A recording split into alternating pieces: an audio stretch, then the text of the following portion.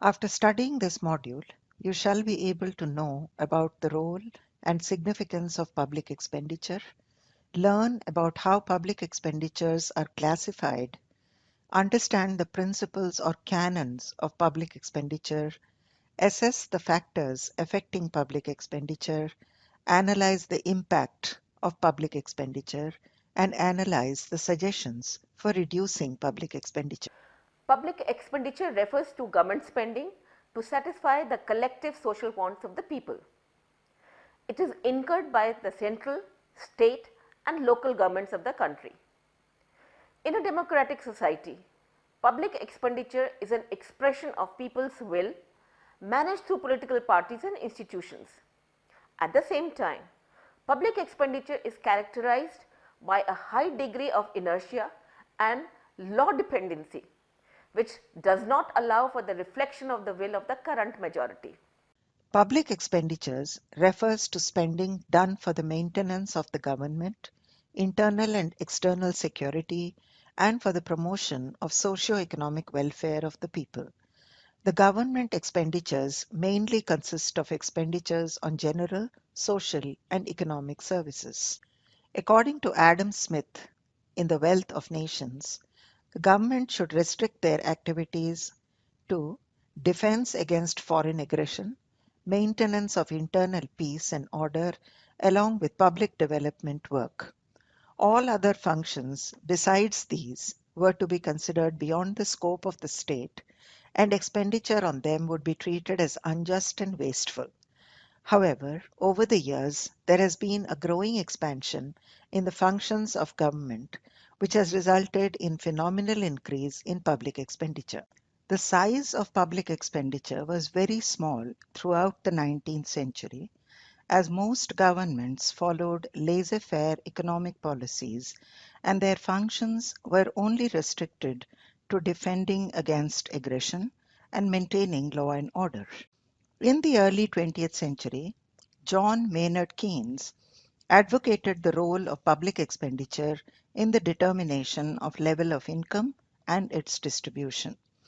In developing countries, public expenditure policy not only accelerates economic growth and promotes employment opportunities, but also plays a useful role in reducing poverty and inequalities in income distribution. In developing countries, economic development is hindered due to the deficiency of capital and infrastructure. Economic and social overheads such as roads and railways, irrigation and power projects, hospitals, and technical institutions are essential for the speeding up of economic development. In poor economies, capital investment for such overheads cannot be sufficiently provided by private sources. So, public expenditure has to play a significant role in building up the economic and social overheads.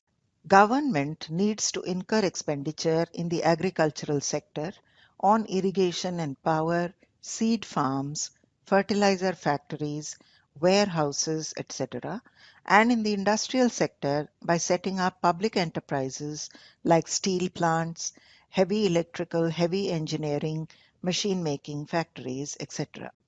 Public expenditure also has to play a pivotal role in the exploration and development of mineral resources such as petroleum, coal, metals, etc.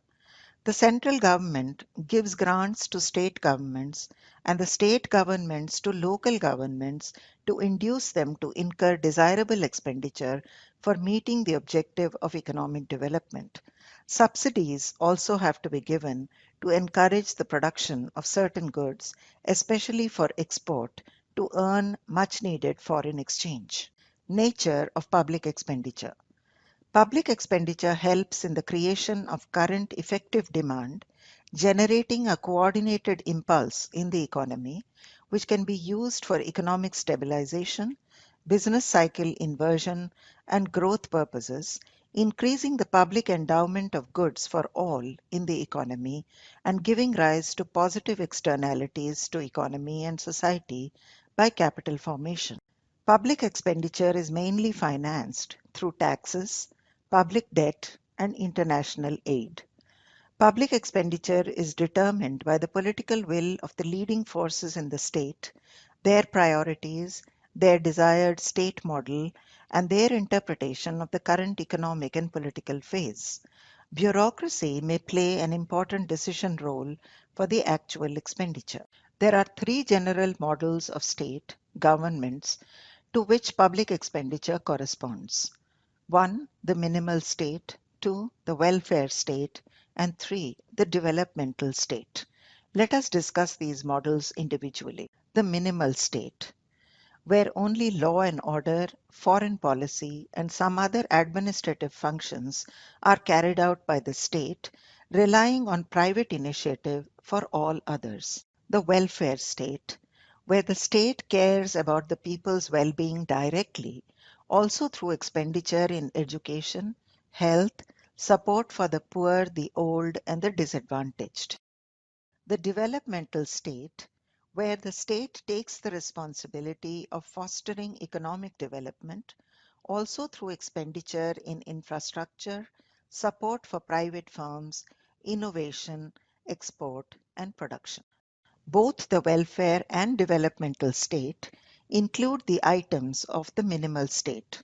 Military expenditure and special policies are common traits of the three models, maybe in varying proportions of public expenditure. Being a component of GDP, public expenditure has an immediate impact on it. An increase of public expenditure raises GDP by the same amount, other things being equal. Moreover, since income is an important determinant of consumption, an increase of income will be followed by a rise in consumption. The full extent of this mechanism will depend, however, on the reactions of the other economic agents. Firms have to decide whether to increase production or prices in response to increase in aggregate demand. However, if consumers interpret the increase in public expenditure as a fall in their disposable income, that is, after tax income, consumption may fall accordingly. At the microeconomic level, public expenditure, when directed to the provision of consumer goods, acts to substitute individuals' expenditure, as with the case of free medicines. But when directed to provision of social activities like education, public expenditure may trigger a further consumption expenditure like the purchase of books and uniforms. At the macro level, public expenditure is considered to crowd out private investment, possibly through an interest rate increase. This behavior in a floating exchange rate regime can trigger currency appreciation, thereby displacing exports as well. Considering business cycles during recessions, as tax revenue tends to fall, some governments react by reducing public expenditure and freezing employment and wages in the public sector. Others decide to spend more to stimulate the economy. Governments deciding to reduce public expenditure risk the worsening of GDP dynamics and thus engendering a vicious cycle which can be broken only by international trade dynamics, financial inflows, or other variables. Governments reacting by spending more would provoke a deep public deficit, waiting for GDP rebound and possibly the introduction of new taxes. A major part of public expenditure, which is misused in rent seeking behavior, corruption, and purposeless purchases, by its very nature, can alter the rules of the game in markets, firms, and income distribution, as it distorts the functioning of an economy. Let us discuss classification of public expenditure. Every year, the government prepares estimates of expenditures based on projections and/or expenditures incurred in the past. This is then presented for parliamentary approval under Article 112 of the Indian Constitution in the form of a budget document. The budget document includes information about expenses under various categories for better analysis, financial accounting, and management purposes. The central government had adopted a new classification of public expenditures from the 1987-88 budget. Under this new classification, all public expenditures are classified into plan expenditures and non-plan expenditures. Plan expenditures comprise all the expenditures of the government which are included in the central plan. The expenditures related to new projects and programs become plan expenditures during the period of a 5-year plan. Non-plan expenditures are committed expenditures on completed schemes of earlier plans and the interest on borrowings. Plan and non-plan expenditures are further subdivided into revenue expenditures and capital expenditures. Revenue expenditures relate to the day-to-day running expenses of the government and consist of interest payments, defense revenue expenditure, subsidies on food, fertilizers, export promotion and others, debt relief to farmers, postal deficit, police, pensions and other general services like organs of state, tax collection, external affairs, etc. Capital expenditures are those expenditures that lead to a creation of financial or physical assets or reduction in recurring financial liabilities. They include capital outlays, loans to states and union territories for financing planned projects, loans to foreign governments, and loans to public enterprises. Another classification of government expenditures is based on economic growth. On this basis, government expenditures are divided into development expenditures and non-development expenditures.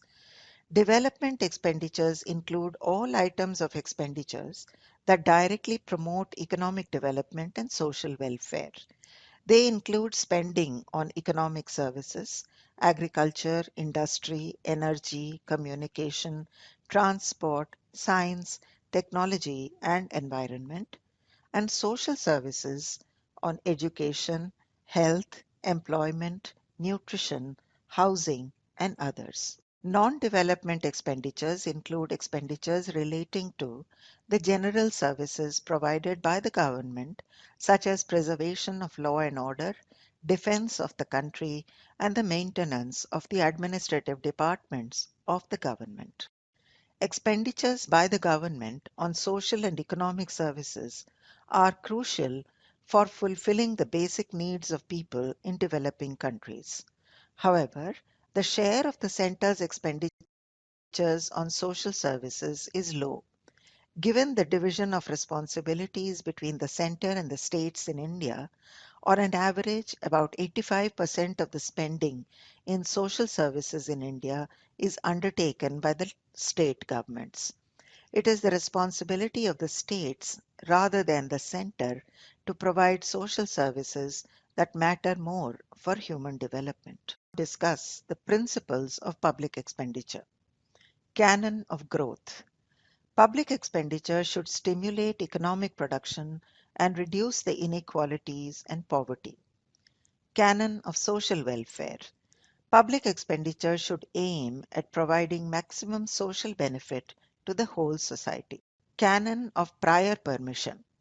Public expenditure should be incurred only after getting prior sanction from a competent authority to ensure optimum utilization and to avoid misappropriation. Canon of economy. Government money should be spent in a way to ensure minimum wastage to get maximum benefits. Canon of elasticity.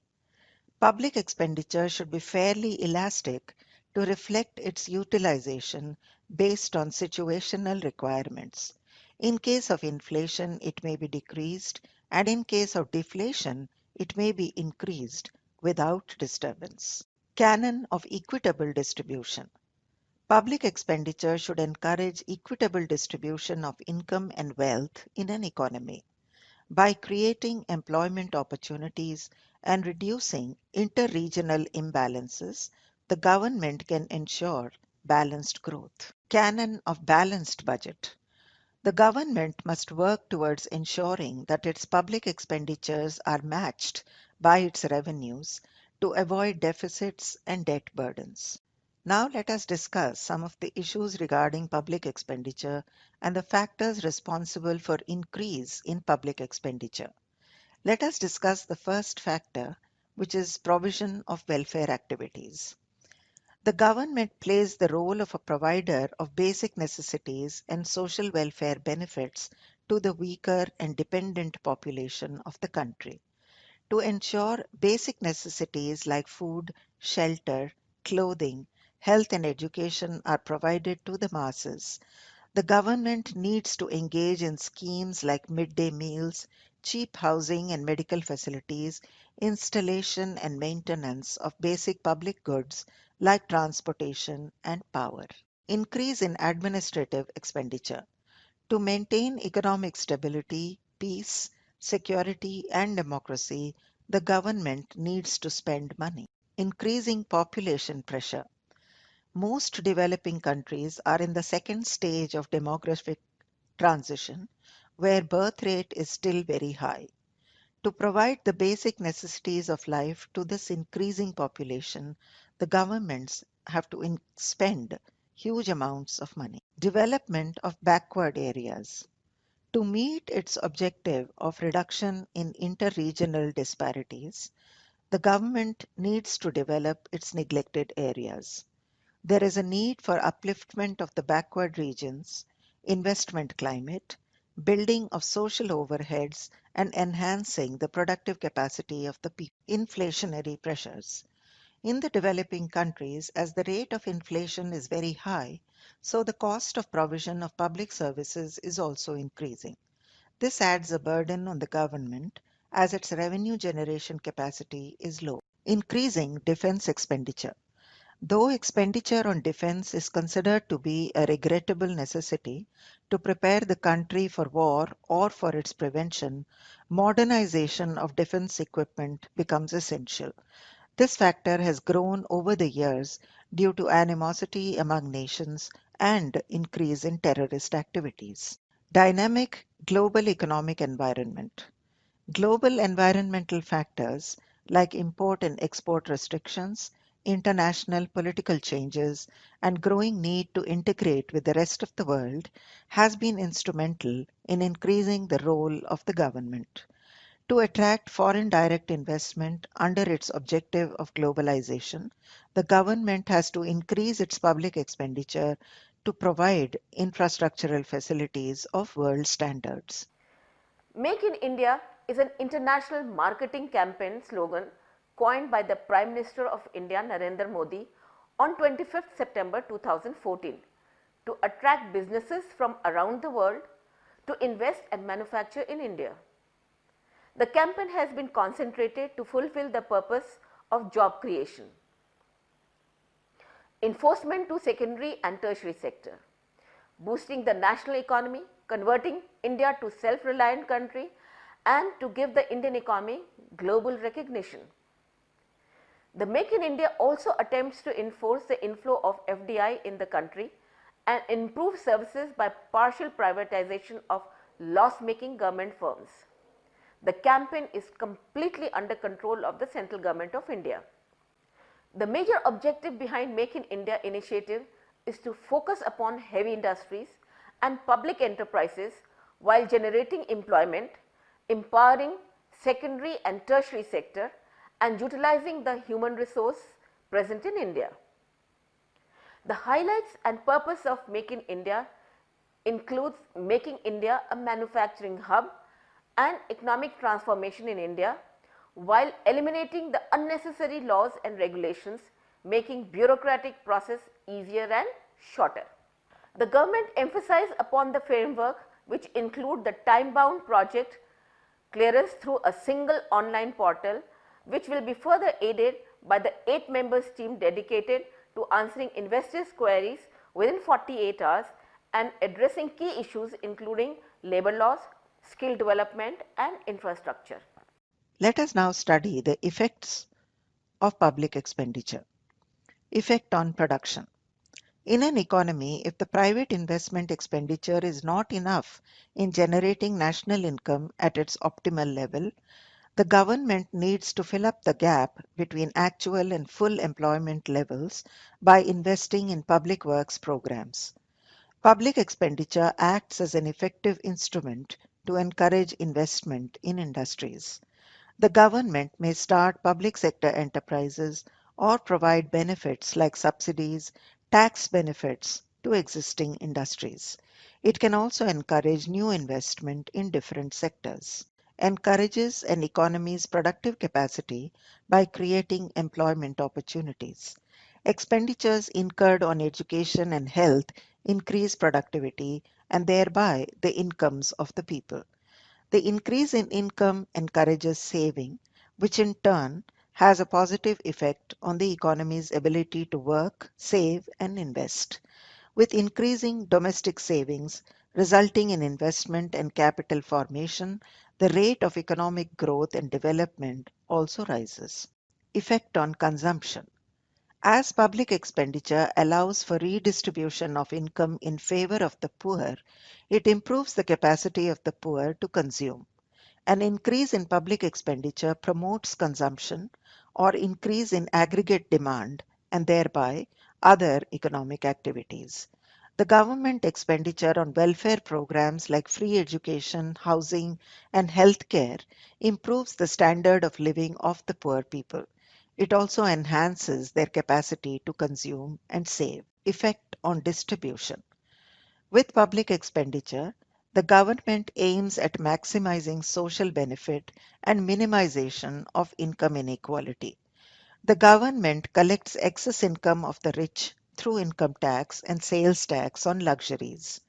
Through taxation, funds are mobilized and directed towards welfare programs to assist the poorer and weaker sections. Expenditure on social security benefits and subsidies to the poor are aimed at increasing their real income and purchasing power.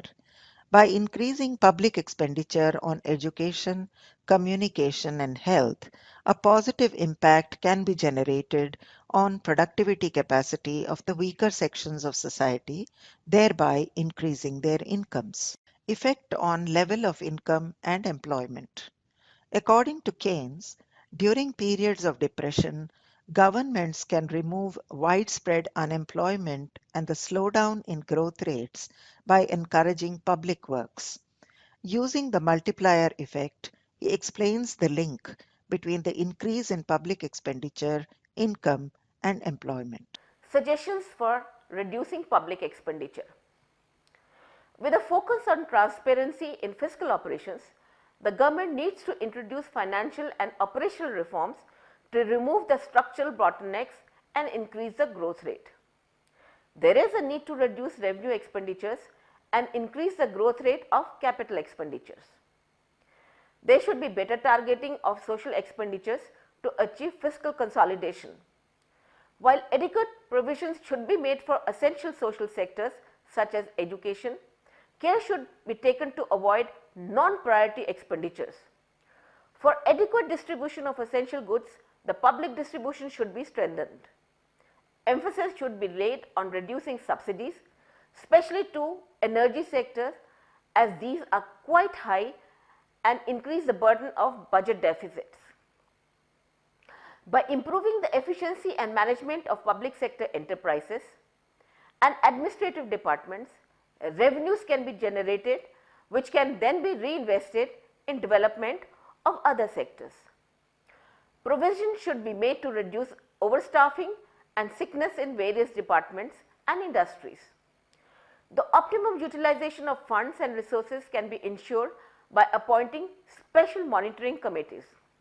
Let us now summarize what you have learned in this module. Public expenditure refers to spending incurred by public authorities like centre, state and local governments to satisfy the collective social wants of the people.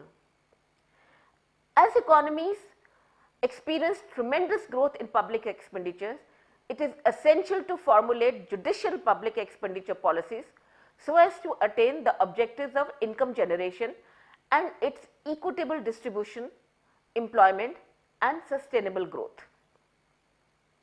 There are three general models of state governments to which expenditure corresponds. 1. The minimal state, 2. The developmental state, 3. The welfare state. Being a component of GDP, public expenditure has an immediate impact on it. An increase of public expenditure raises GDP by the same amount, other things being equal. With a focus on transparency in fiscal operations, the government needs to introduce financial and operational reforms to remove the structural bottlenecks and increase the growth rate.